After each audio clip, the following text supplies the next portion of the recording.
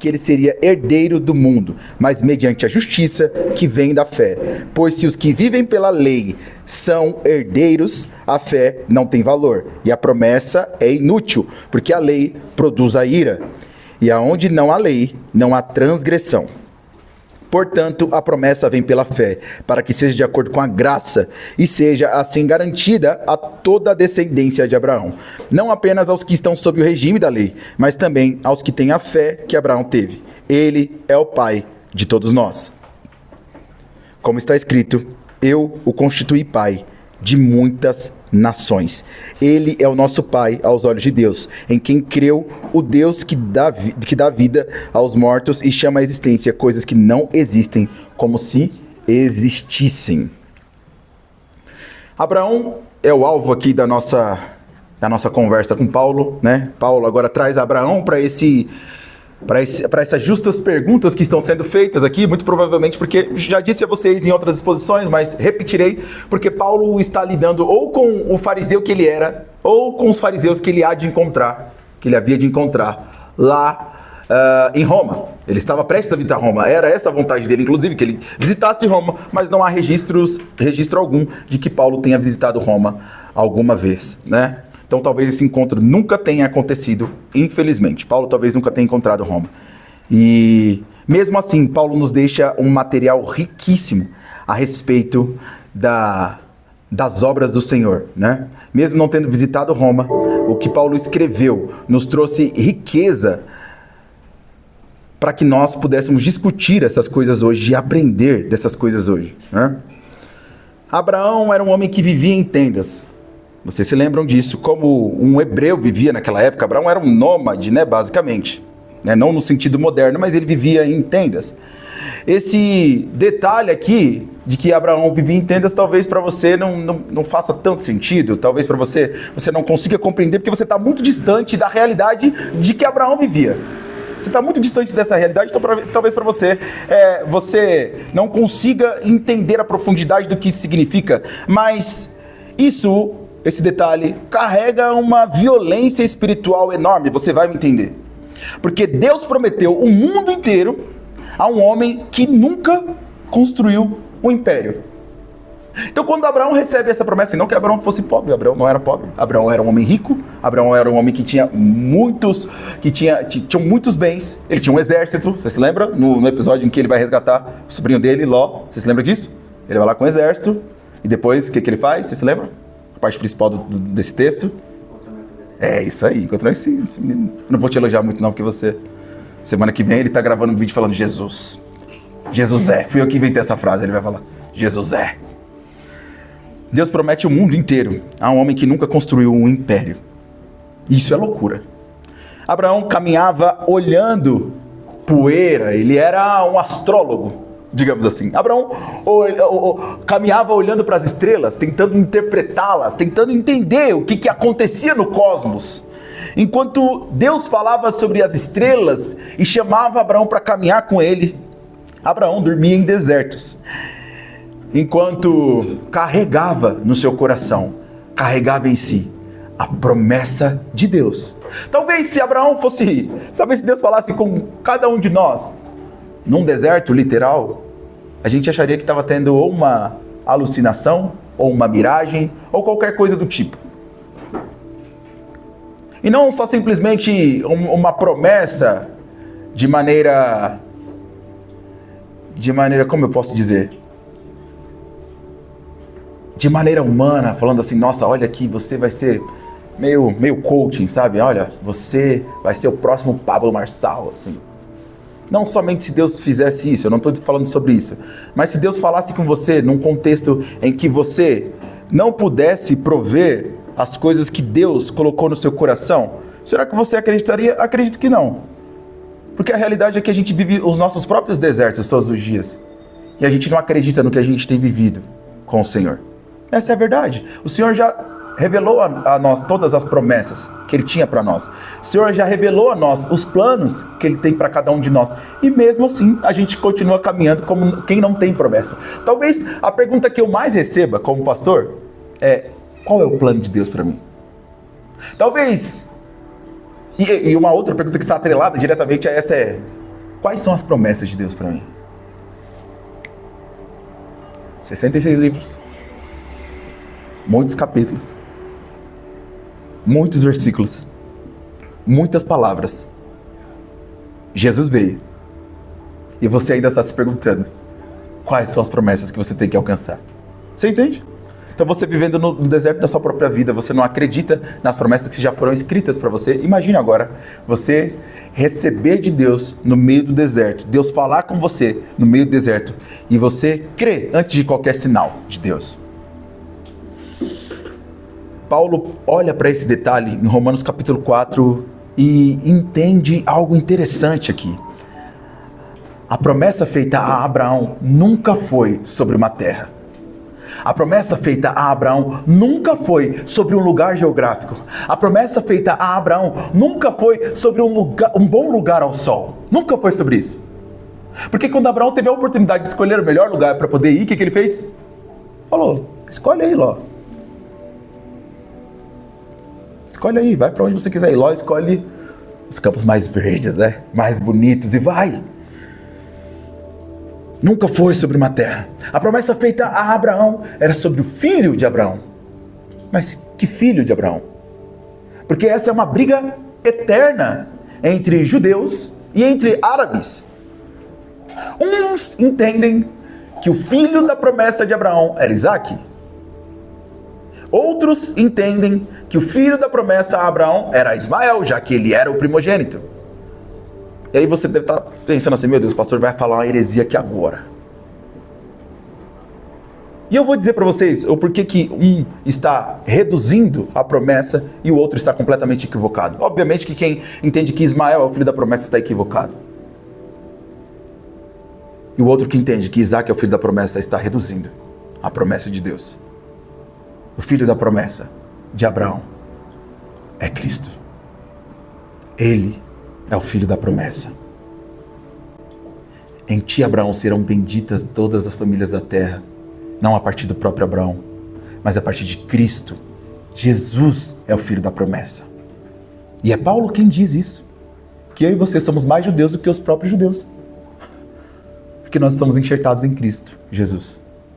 Ele é a promessa cumprida em Abraão. A partir dele foram benditas as famílias da terra e são benditas as famílias da terra. Ou seja, nada disso é sobre uma terra, nada disso era sobre Abraão, nada disso era sobre Isaque. Tudo isso era sobre Cristo e o plano da redenção de Cristo para cada um de nós.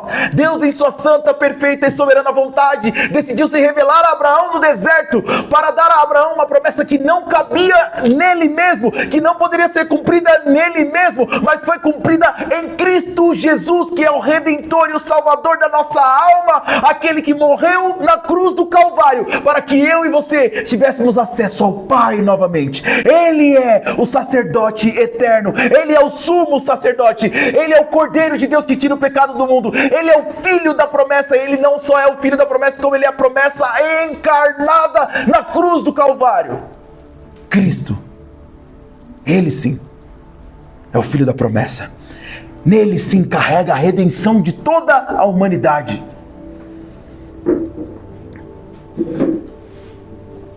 A promessa dada a Abraão era mais do que a própria vida, mais do que a própria morte, perdão. Era o vencimento da vida de Deus sobre a morte. Em Romanos 4:13, eu não fico com a minha impressão, eu fico com a impressão de Paulo, com a Bíblia, com o texto inspirado. Assim como Paulo também não ficava com as próprias impressões, nós já falamos disso aqui no começo do capítulo 4. Ele cita a Bíblia.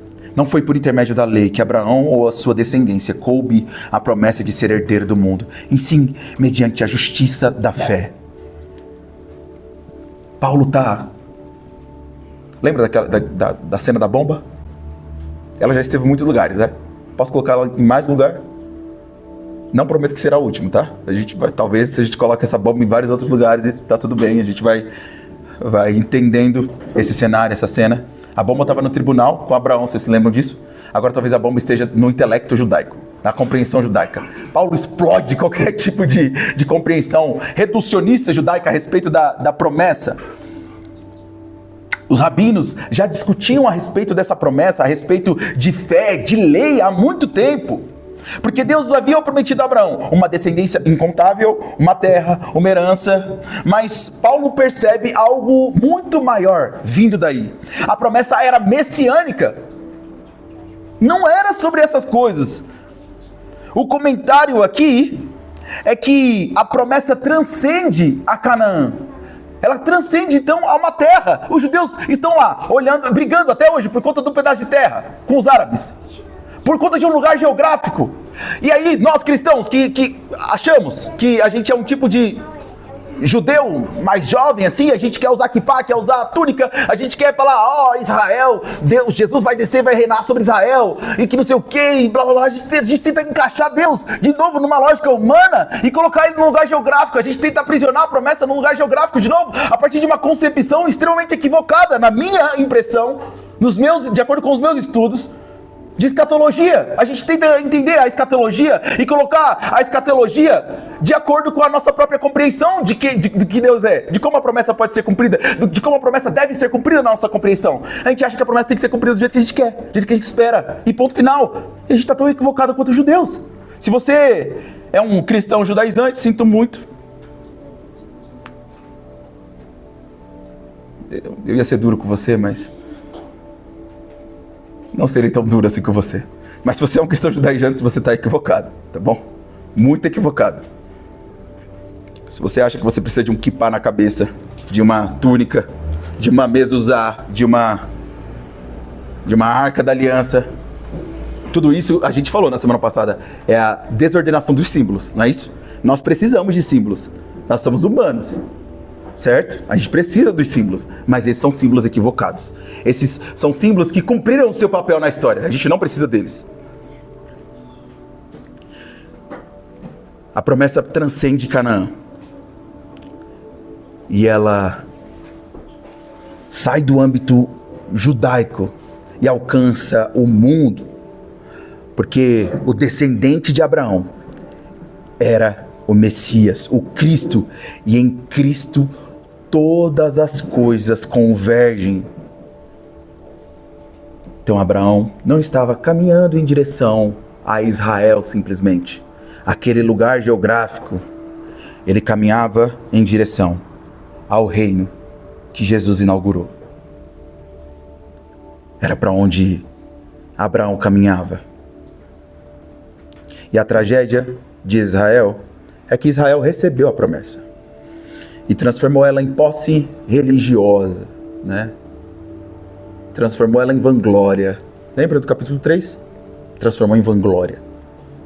Transformou em mérito próprio.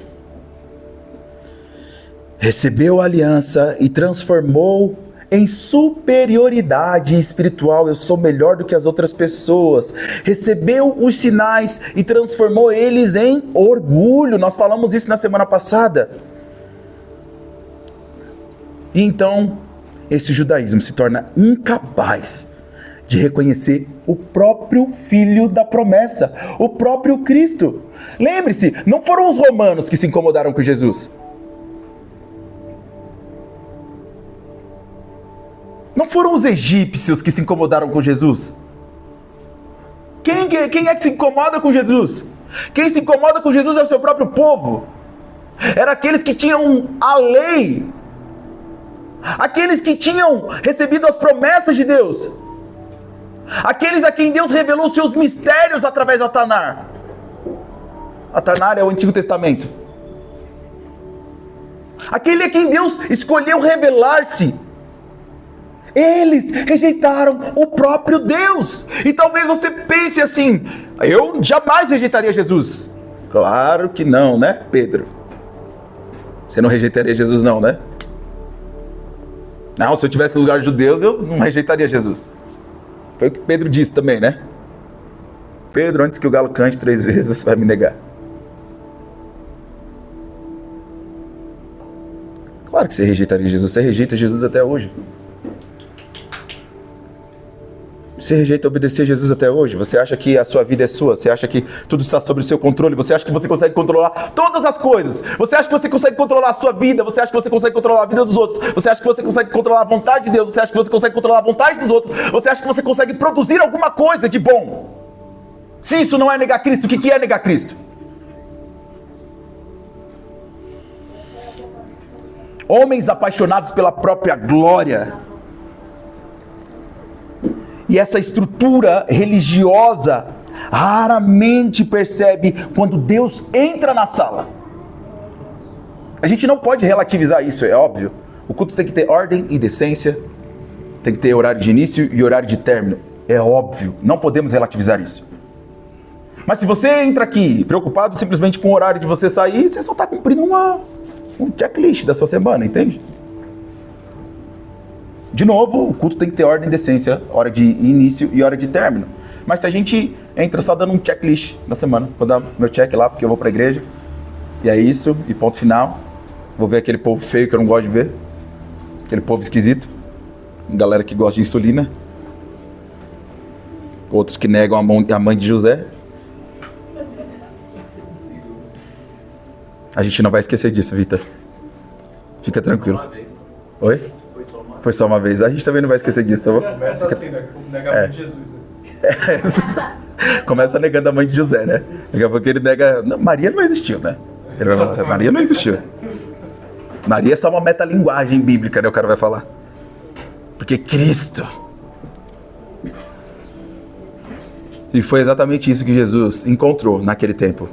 Fariseus especialistas na lei, especialistas na Bíblia, sabiam tudo a respeito da lei de Deus, mas cegos diante do próprio Filho de Deus, cegos diante da própria promessa encarnada na cara deles, fazendo milagre diante dele, olhando para cada um deles, dizendo arrependam-se, chamando de raça de víboras, dizendo, ó Jerusalém, vocês que matam os seus profetas, vocês estão prestes a me matar também, eu, o profeta, o sumo sacerdote, condenado por um sacerdote. Claro que nada disso foge da providência divina, como nós já aprendemos aqui hoje, nada disso escapa do santo conselho de Deus, da santa soberania de Deus. Mas a agência do homem é verdadeira, a maldade do homem é verdadeira. Cristo é o verdadeiro filho da promessa. A promessa não aponta para uma etnia. A promessa não aponta para um povo simplesmente terrestre. A promessa aponta para a igreja de Cristo, que é santa, perfeita. E essa sim, una. Não o romanismo. O romanismo é uno em seus dogmas hereges. Somente nisso. Cristo sim é o herdeiro de todas as coisas, Ele é o novo Adão. Pelo primeiro Adão entra o pecado no mundo, e pelo novo Adão, pelo segundo Adão, entra então a salvação e a redenção. Ele é o homem que pisaria novamente na terra sem rebelião contra o Pai. Era Ele. O primeiro Adão recebeu um jardim para desfrutar e governar. Cristo recebe novos céus e nova terra. Inaugura um reino que não está preso à geografia deste mundo. Inaugura um lugar que não está preso na geografia deste lugar aqui. O primeiro de nós perdeu a herança de Deus. Mas o segundo de nós, o novo Adão, conduz filhos amados de Deus para a vida eterna. Para a vida eterna. Romanos capítulo 4, no versículo 14, Paulo continua então. Porque se os da lei é que são os herdeiros, anula-se a fé e cancela-se a promessa. Como assim? Bom, aqui Paulo está tentando desmontar o argumento, novamente, do mérito religioso. Olha, ele está dizendo assim, bom, se é pela lei, então significa que tem mérito, né? Então, só se quem é herdeiro é aqueles que são os da lei, então significa que tem mérito, aqueles que guardam uma lei que está ali, que está exposta para as pessoas, uma lei que para eles faz sentido. Mas se são esses os herdeiros de Deus, então a promessa de Deus é cancelada, porque a promessa não pode sobreviver dentro da lógica de performance humana. Não é isso. Se depende da lei, a promessa está morta então. Porque a lei exige não guardar um mandamento só. O que está escrito? Aquele que tropeça em um só mandamento tropeçou em todos. A lei exige perfeição. A lei é o caráter de Deus, a moral de Deus. E nenhum homem permanece vivo diante da lei. Ou seja, o que isso significa? Se a lei está dizendo assim, ó, quem pecar tem que morrer. O que tinha que acontecer com você? Morrer. Você pecou, não é? Então você tinha que morrer. Nenhum homem permanece vivo diante da lei. Perdão. Lei e promessa pertencem a categorias diferentes. A linguagem da lei é obedeça. E a linguagem da promessa é eu já fiz, farei e continuarei fazendo. Essa é a linguagem da promessa. E o drama humano começa justamente nesse desapego com o controle. O homem moderno continua tentando salvar a si mesmo. A gente continua tentando nos salvar. Agora sem a Torá ou sem a Tanar, mas com novas leis. Com desempenho, produtividade, imagem, militância, prazer, sucesso, autoafirmação. A alma contemporânea vive cansada, enfadada com o seu próprio orgulho, porque tenta carregar um peso que nunca foi feito para carregar. E isso deságua onde? Isso não deságua em redenção, deságua em niilismo, deságua em tristeza profunda, deságua em se entregar simplesmente à vida, porque ela é como ela é. Deságua na negação de qualquer coisa boa que possa ter ou que possa vir. Deságua na negação da promessa encarnada, o próprio Cristo. No versículo 15, Paulo diz: a lei suscita a ira. Ou seja, a lei revela o pecado. Ela expõe o coração humano. Ela arranca a fantasia espiritual. Por isso Paulo entende: a lei jamais conseguiria produzir herdeiros. Ela consegue produzir consciência de culpa somente. E aqui está a angústia de toda a humanidade. O homem sabe no fundo que existe algo quebrado dentro dele. Por isso ele deseja a redenção. Nós vimos isso em Romanos capítulo 1, quando nós falamos a respeito do conhecimento universal de Deus.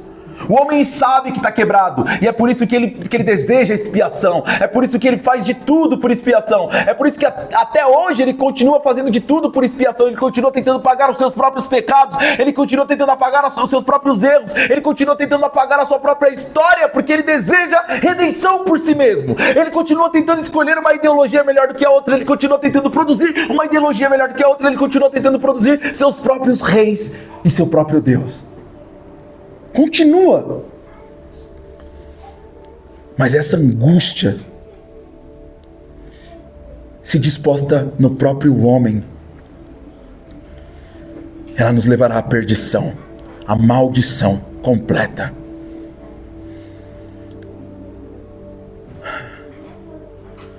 Toda civilização tenta criar anestesias como resposta. Entretenimento, que a gente gosta bastante. Consumo, que a gente gosta bastante. Sexo, poder, distração de todos os tipos. Mas o vazio, essa dor, continua ditando e respirando lá no fundo das nossas almas, quando nós tentamos colocar a nossa esperança em coisas vazias, em coisas efêmeras. No versículo 16, Paulo diz: essa é a razão, porque provém da fé, para que seja segundo a graça, E aqui Paulo chega no coração do Evangelho. A promessa vem pela fé, para que tudo permaneça sustentado pela graça.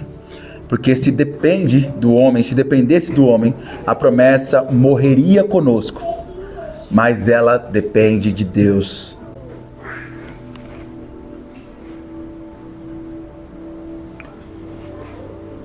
Muitos judeus ortodoxos continuam esperando o Messias. Outros nem conhecem esse texto, de Isaías 53, por exemplo, e acham que Yeshua, como eles chamam, é um filho bastardo. É isso que eles dizem. Jesus é um filho bastardo. A mãe dele traiu o pai dele. É isso que eles dizem.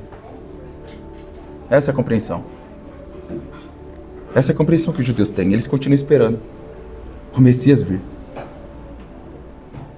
Outros entendem, nem sabem da promessa, e outros entendem que aquela promessa era sobre o povo de Israel.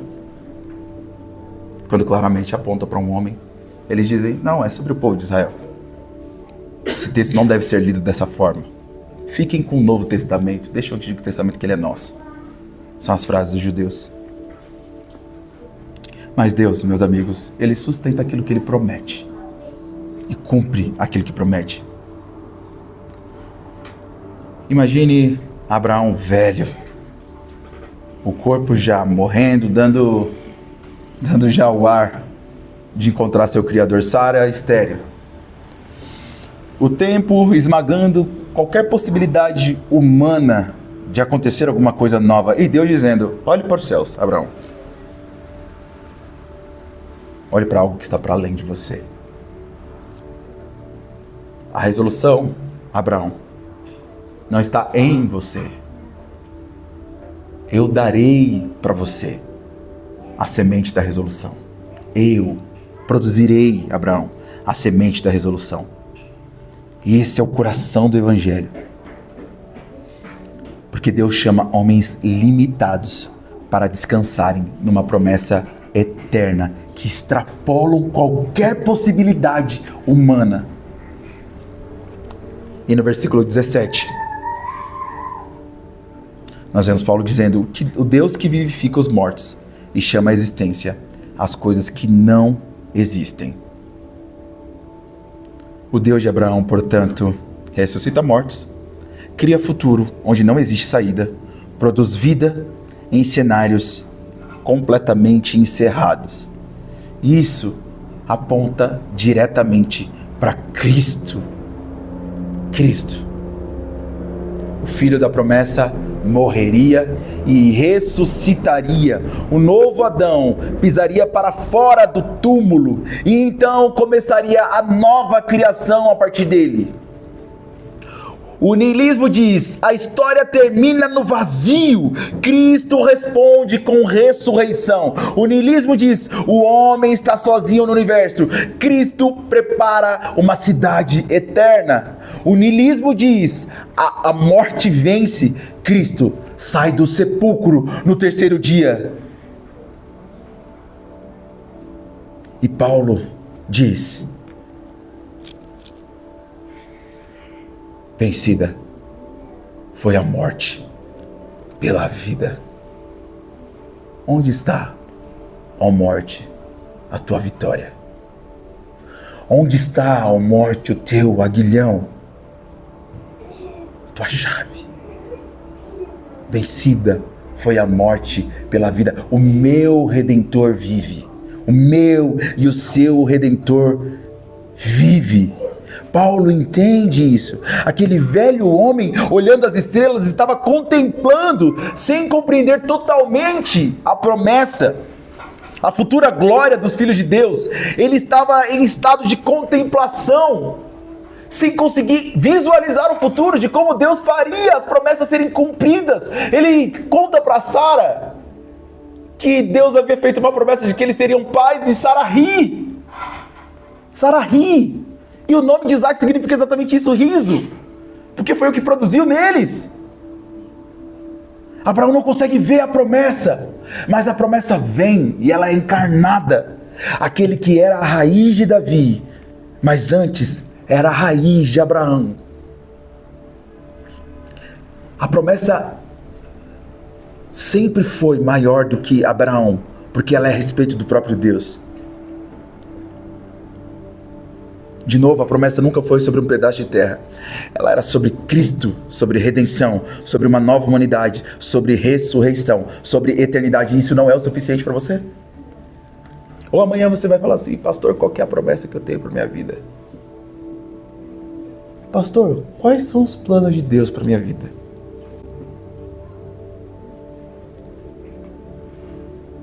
A gente aprendeu que isso é o quê? Isso é o quê? Secundário. Não foi isso que a gente aprendeu hoje? Nada disso escapa do santo conselho de Deus, do santo decreto de Deus. Nada disso escapa. Mas isso é secundário. Porque no fim do dia você não vai conseguir. Você não vai conseguir prever nada. Você não vai conseguir, cara. Você não vai conseguir. Você não sabe nem se seu chefe vai te demitir amanhã. Entende? Você não sabe nem se, sei lá.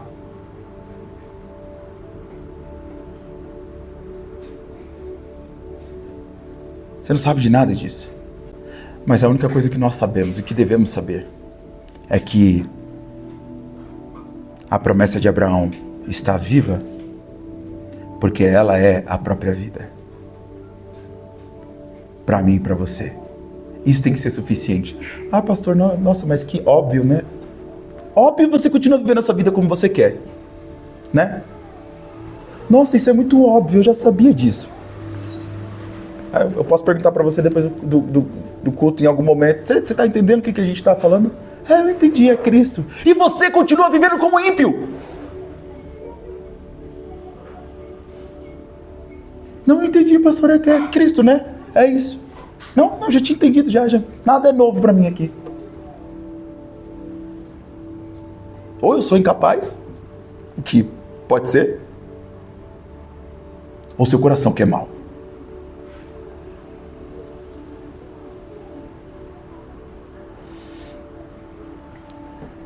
Primeiro ponto que nós podemos concluir é que toda a promessa bíblica converge em Cristo. Sim, a Bíblia inteira aponta para Ele. A Bíblia toda aponta para Cristo. O segundo ponto é: a lei revela a nossa incapacidade. Ela expõe a nossa necessidade, não de resolver a si mesmo, mas de graça.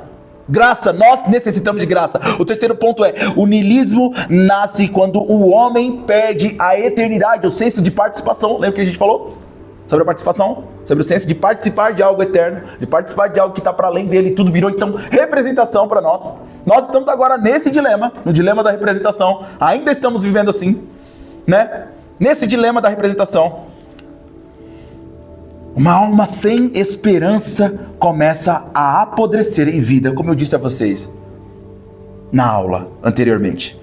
Se nada tem sentido para você, se é para você continuar vivendo a sua vida para você mesmo, então, sinto muito te dizer, você é só um cadáver em estado de putrefação, que ainda está respirando.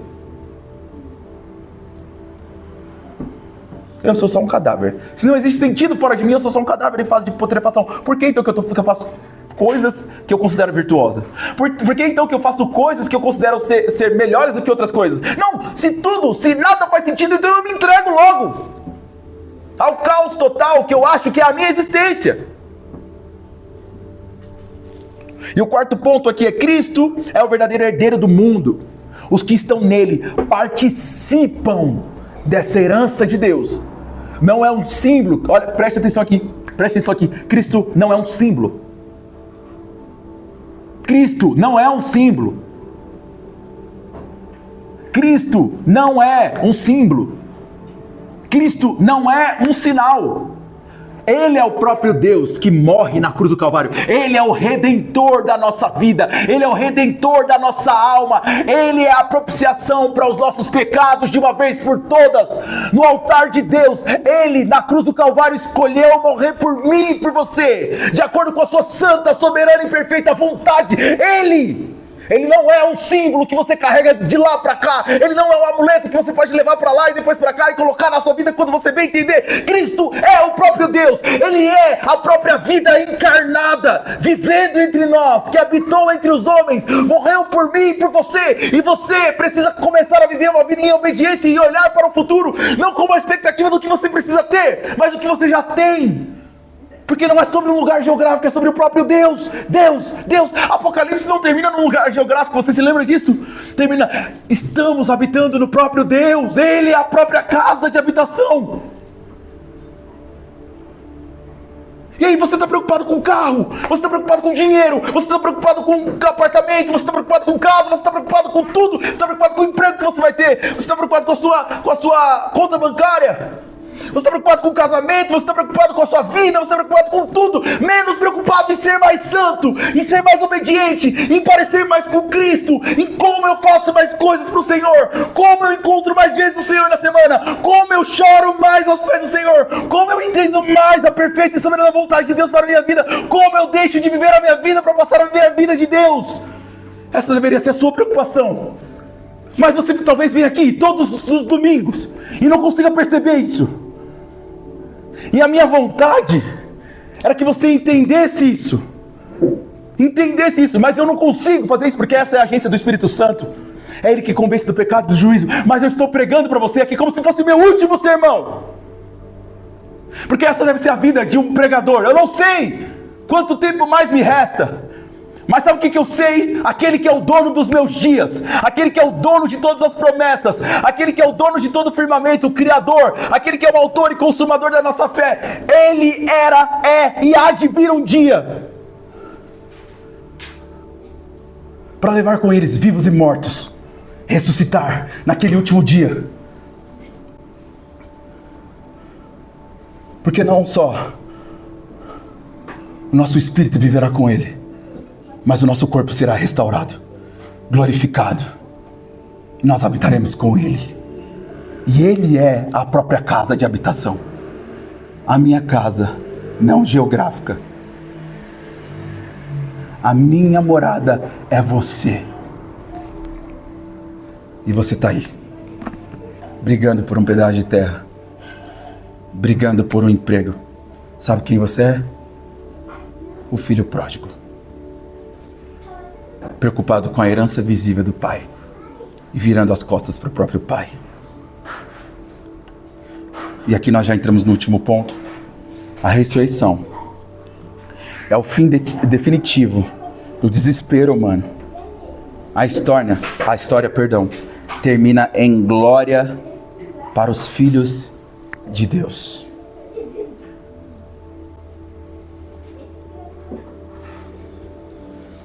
Eu vou continuar jogando essa provocação para você.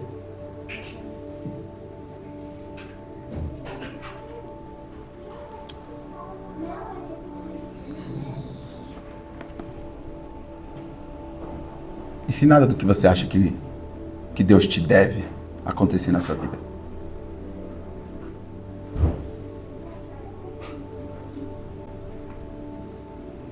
E se todos os seus planos fracassarem esse ano? Como é que você vai lidar com isso?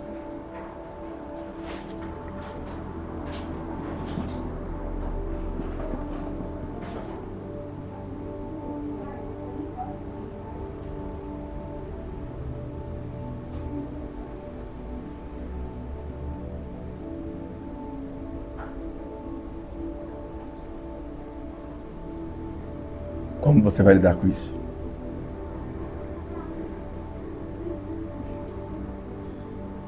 Como você vai lidar com isso?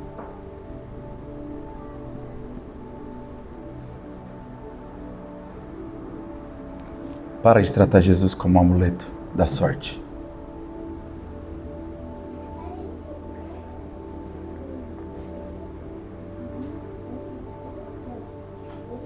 Nós não podemos sequer entronizar Jesus, como nós cantamos, né? Porque Ele é soberano. As coisas são bem simples. Você estava perdido, em pecado, foi comprado. A dívida que você tinha foi paga, não porque você é bom. E você foi escolhido dentre alguns para ter a dívida paga, não porque você é bom, não porque Deus é mau, mas porque Ele é bom e para revelar a sua justiça.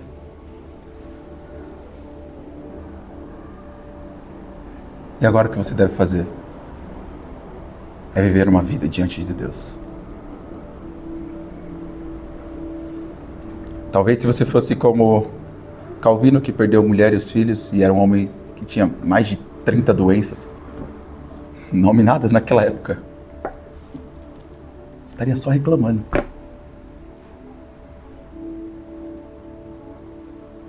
Talvez se você fosse como Lutero, que tinha os parafusos a menos,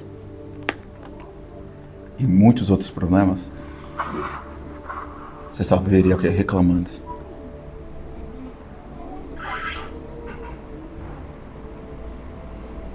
Mas no lugar da reclamação, esses homens e homens que vieram depois, posso citar aqui 100 homens, se você quiser, entre a era medieval, a reforma protestante, a modernidade.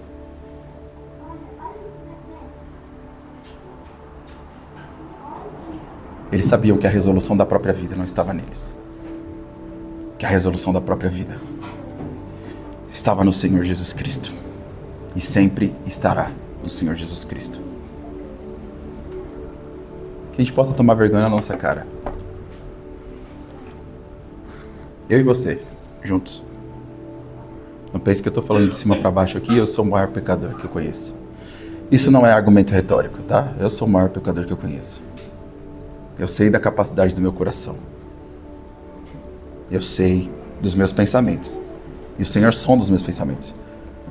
Não adiantaria eu mentir para você aqui em cima se o Senhor já sondou os meus pensamentos e meu coração. Então nós estamos todos no mesmo barco. Tá bom? Não há diferença entre nós. Nenhuma. Talvez só de responsabilidade.